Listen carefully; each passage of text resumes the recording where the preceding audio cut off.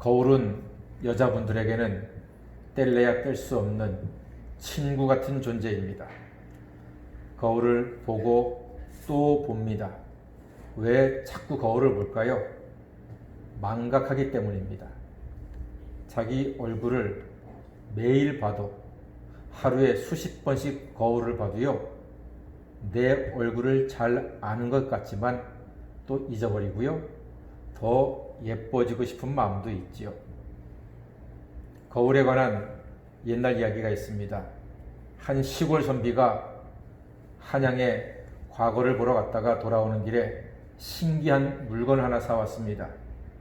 거울을 사왔습니다. 자기 얼굴을 비춰보는 게 너무 신기한 거예요. 그래서 그 거울을 사다가 자기 아내에게 주었습니다.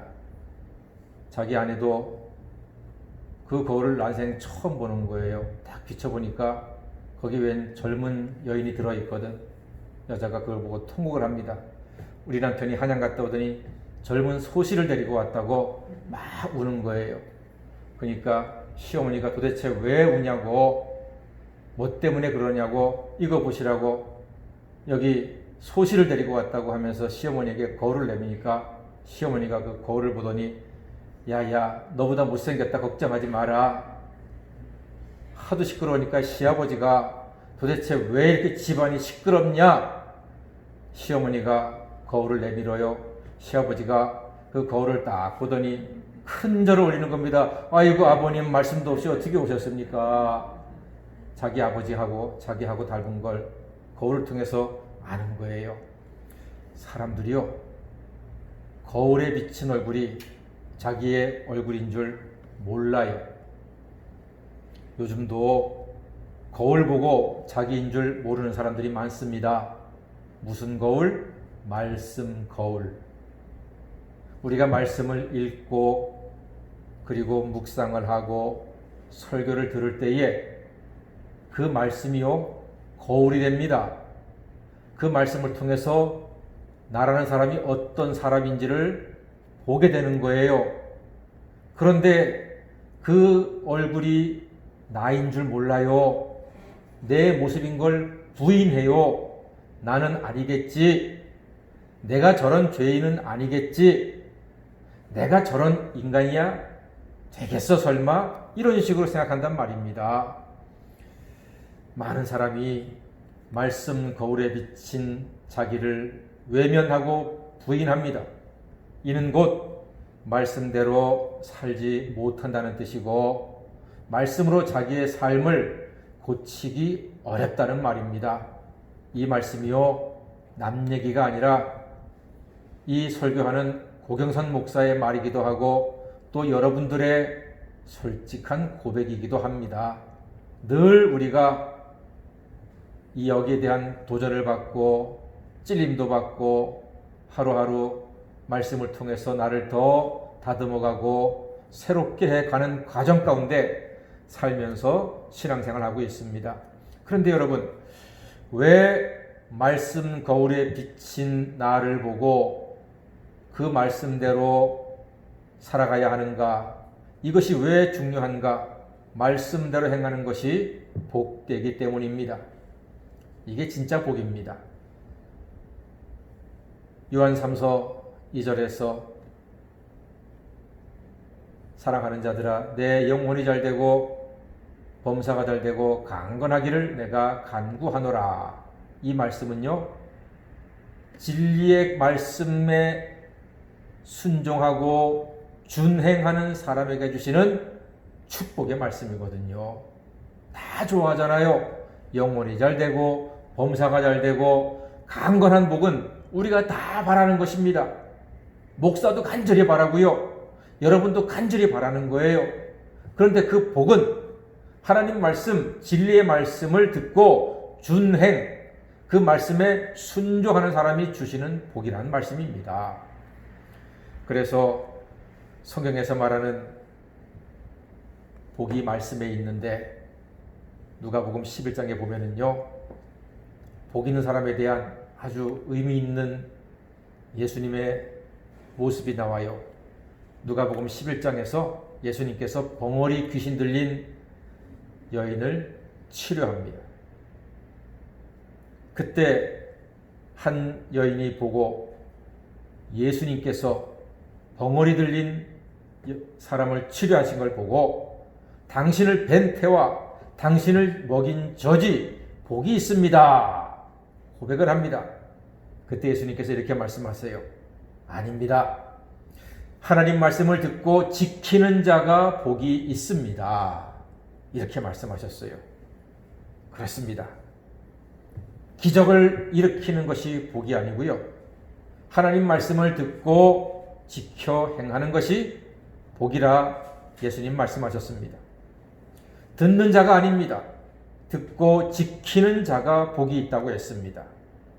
오늘 25절 말씀에서도 행하는 것이 복되다고 합니다.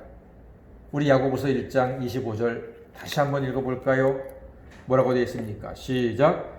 자유롭게 하는 온전한 율법을 들여다보고 있는 자는 듣고 잊어버리는 자가 아니요 실천하는 자니 이 사람은 그 행하는 일에 복을 받으리라. 아멘. 행하는 일에 복을 받는다고 말씀하고 있습니다. 듣기만 하는 자는요, 자신을 속이는 자라고 성경이 말씀합니다. 그는 거울을 잠깐 흘려볼 뿐입니다. 자기의 본 모습을 외면, 모르는 척, 나는 그렇지 않은 척 한다는 뜻입니다. 흔히 예배 드렸다, 혹은 예배 봤다, 또 말씀 들었다, 또 말씀을 읽었다, 우리가 이렇게 말하잖아요. 그런데 솔직히 이것이 큰 의미가 없을 때가 있습니다. 언제요? 영혼이 없을 때, 사모함이 없을 때, 간절함과 진실함이 없을 때 예배 드리는 것, 성경 듣고 읽는 것, 그것은요, 큰 의미가 없어요. 그래서 이사야 선지자가 아주 호되게 말씀합니다. 그런 사람을 성전 마당만 밟는 자다, 이렇게 말합니다. 성전 마당만 밟는 자. 오늘날 교회 나오는 사람들은 많은데 성전 마당만 밟고 가는 사람들이 많다는 거예요. 성전 마당만 밟지 말고 여러분들께서는 지성소 안에까지 들어오셔서 그리스도 예수의 십자가 보혈의 공로에 감격하시고 하나님께 영광 돌리시고 하나님의 축복을 풍성히 누리는 하나님의 자녀 참된 예배자가 되시기를 주의 이름으로 간절히 축원합니다. 지성소 안에까지 들어오는 예배자. 그래서 예수님의 보혈의 공로를 의지하고 죄사함 받으며 하나님과의 관계가 회복되고 감사와 찬양과 영광을 돌리는 것이 진정한 예배자요 참으로 복된 사람이라는 말입니다. 수박 겉핥기식 예배자는 되지 말자 하는 겁니다. 여러분, 지리책을 많이 본 사람과 직접 여행한 사람이 똑같을까요? 달라요. 직접 가서 본 사람은요, 생생합니다. 예를 들어서 제가 예전에 호주에 있는 그 골드코스트 유명한 해변이 있잖아요. 아, 정말 멋있어요. 긴 해변 따라서 아주 높은 빌딩이 쫙 서 있고 아주 깨끗한 모래사장이 깔려 있고 파도가 적당하게 쳐들어 이렇게 계속 몰려오는데 정말 멋있습니다. 아름답습니다. 와, 이런 곳에도 사람이 사는구나. 가서 보니까 골드코스트가 얼마나 아름다운지 설명을 할 수가 있게 되더란 말이죠. 그리고 미국 하는데 제가 미국 가서 가장 놀란 게 뭔지 아세요? 농장의 규모 때문에 놀랐습니다. 농장의 규모. 상상을 초월해요. 제가 얘기해도요, 여러분들은 그 실상을 보기 전에는 느끼지 못합니다. 아마 가서 보신 분도 계실 테지만 농장의 규모고 크기가 뭐 3km, 4km, 5km 길게 늘어져 가지고 비행기로 약을 뿌려요. 사람이 갈 수 없으니까. 그리고 우리나라에서는 본 적도 없는 큰 트럭에 오렌지가 실려가는데 입이 딱 부러져요. 완전히 큰 빌딩 하나가 가는 것 같아요. 오렌지. 그때 가가지고서 오렌지 1달러를 샀거든요. 그랬더니 이따만한 바구니에 하나 가득 주는 거예요. 1달러. 일행 7명이요. 아주 배 터지게 먹고도 다 못 먹었어요. 이따만한 바구니 하나로. 1달러에. 와, 정말 미국이란 나라가 상상을 초월하더라고요. 또 간 김에 뉴욕에 들어갔거든요. 그 유명한 엠파이어 스테이트 빌딩. 허드슨 강변에 있는 빌딩에 올라가서 봤고요. 또 그때는 9.11 테러 전이었기 때문에 뉴욕 월드 트레이드 센터 쌍둥이 빌딩을 봤어요. 정말 멋진 빌딩인데 그 빌딩이 무너지는 날 충격적이었죠. 그 엄청난 빌딩이 무너지고 한번 봤으니까 설명하는 게 다르거든요. 예배도 마찬가지입니다, 여러분. 우리가 수박 겉핥기식 예배자가 돼서는 안 되고요. 이 예배에 동참하는 사람이 되어야 합니다. 찬양을 할 때에도 한 절 한 절 내가 그 찬양 가사 속에 들어가서 주님과 함께 찬양을 한 듯한 그러한 마음으로 찬양을 하고요. 말씀을 들을 때에도 저 말씀을 판단하고 평가하며 듣는 것이 아니라 마치 거울로 나를 보는 것처럼 말씀을 들을 때 내가 골드코스트에 가고 뉴욕에 가고 미국 농장에 가서 보는 것과 같은 그러한 직접적인 체험, 그런 뜨거운 감격과 감동을 말씀을 통해서 받을 수가 있다는 겁니다. 삭개오와 바리새인이 다 예수님을 만났던 사람이에요. 그런데 삭개오는 예수님을 만나가지고 사람이 180도 변해버렸어요. 자기 가진 재산 절반을 구제금으로 내놓고 뺏은 거는 4배로 갚겠다고 했던 사람이 삭개오예요. 근데 삭개오보다 더 많이 예수님 만났던 바리새인들은 예수를 죽이려고 했어요. 그 차이가 어디 있을까요? 삭개오는 자기 인생의 숙제를 예수님을 통해서 해결했기 때문입니다. 너무 외로웠어요. 아무도 자기 친구가 되어두질 않아. 내 마음을 열 데가 없어. 자기에게 따뜻한 말 한마디 걸어주는 사람이 없었어요. 그런데 예수님이 오셔서 삭개오야 내려와 너희 집에 가자 신방 가자. 이 예수님의 따뜻함에 삭개오의 마음이 와르르 무너지게 되고 그가 그날로부터는 수전노가 아니라 사랑을 베푸는 예수님의 제자로 거듭났다는 거지요. 삭개오는 예수님을 통해서 인생의 문제를 해결했습니다. 그런데 바리새인들은요, 예수님을 통해서 인생의 숙제를 더 많이 갖게 되었어요.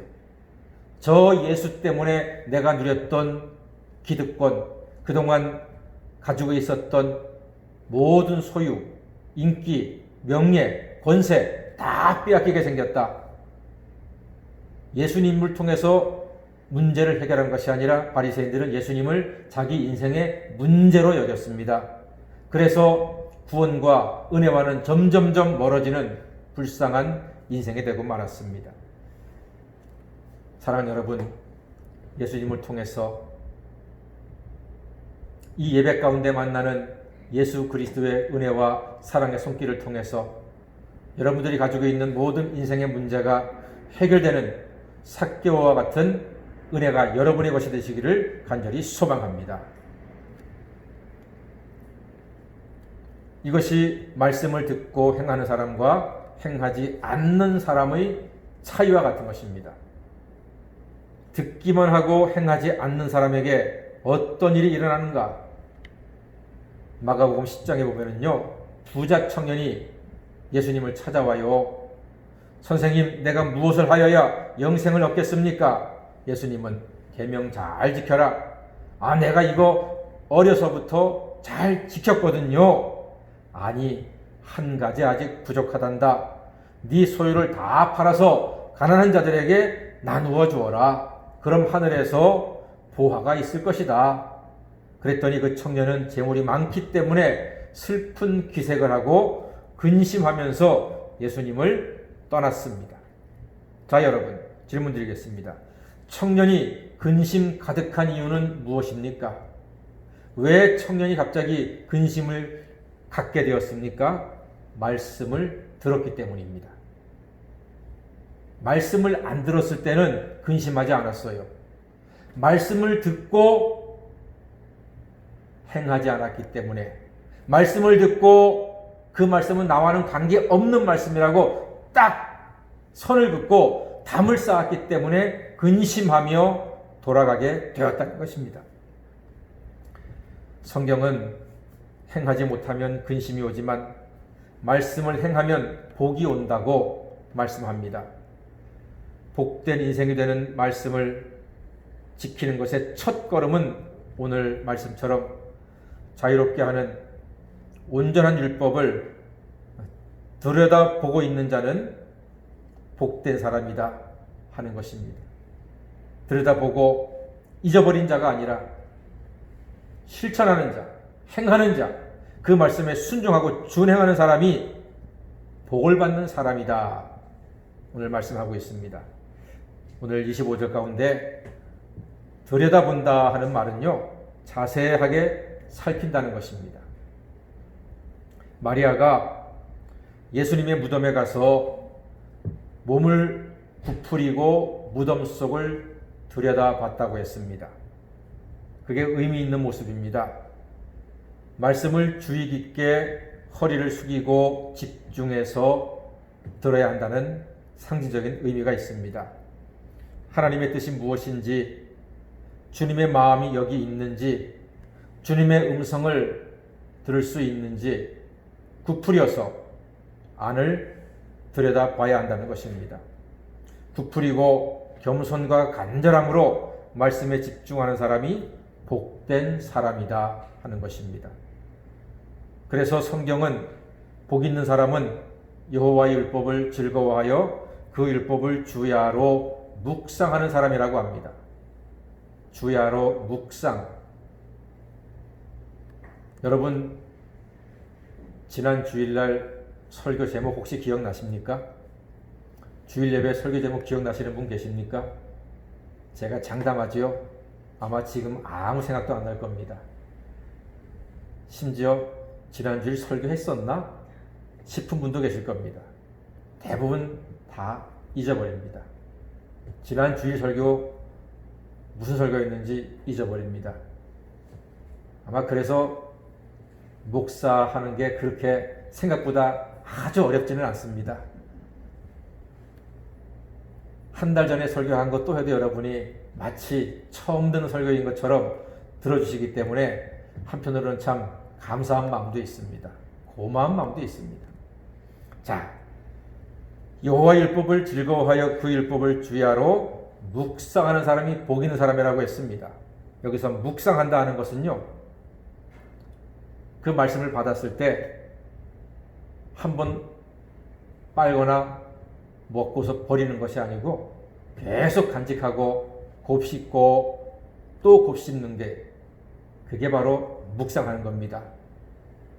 그래서 어떤 미국의 목사님은요, 이 묵상이라고 하는 단어를 표현할 때 강아지가 뼈다귀 하나를 잡았을 때 너무 좋아가지고 이걸 때로는 흙 속에 감춰주기도 하고 자기 집에 감춰두기도 해서 틈만 나면 그 뼈를 가지고 놀기도 하고 빨기도 하고 깨물기도 하고 안기도 하고 너무너무 행복해하는 거예요. 강아지는요, 그 뼈 하나를 너무 좋아합니다. 너무 기뻐합니다. 그 유진 피터슨이라고 하는 미국 목사님이 그 강아지의 모습에서 이게 바로 주의 말씀을 주야로 묵상하는 것이다. 아침에도 빨고 먹고 점심에도 빨고 뜯고 물고 그렇게 먹는 것, 그렇게 좋아하는 것, 그게 바로 진정한 묵상의 모습이다 하는 것입니다. 그래서 여러분이 설교를 들을 때 목사가 한 20분 설교할 때 그걸 다 여러분이 마음에 담을 수는 없습니다. 불가능합니다. 설교 들으시면서 딱 한 가지만, 한 단어도 좋아요, 한 이야기도 좋아요, 한 구절도 좋고요, 한 문장도 좋아요. 딱 하나만 갖고 가십시오. 그래서 그걸 그 강아지가 뼈를 가진 것처럼 그렇게 또 생각하고 기도하고 묵상하고 곱씹을 때 그 말씀이 바로 우리에게 복이 된다는 것입니다. 그 말씀을 통해서 우리의 믿음이 더 견고해지게 되고 그 말씀을 통해서 우리가 더 튼튼한 영육간의 강건한 사람으로 거듭나게 된다는 것입니다. 여러분이 말씀을 가슴에 새겨서 늘 생각하고 묵상하고 암송하고 그 말씀을 붙잡아 기도할 때 이것이 바로 수박 겉핥기식 신앙이 아니라 지성소까지 들어와서 주님의 깊으신 그 말씀을 체험하고 거기서 은혜를 받을 때 우리가 더 온전한 신앙생활, 하나님과 동행하는 복된 신앙생활을 할 수 있다는 말입니다. 그래서 말씀 많이 사랑하셔서 하는 일마다 하나님의 축복 가운데 살아가시는 말씀의 축복을 누리시는 우리 성도님들 다 되시기를 주님의 이름으로 간절히 축원합니다. 아멘. 기도하겠습니다.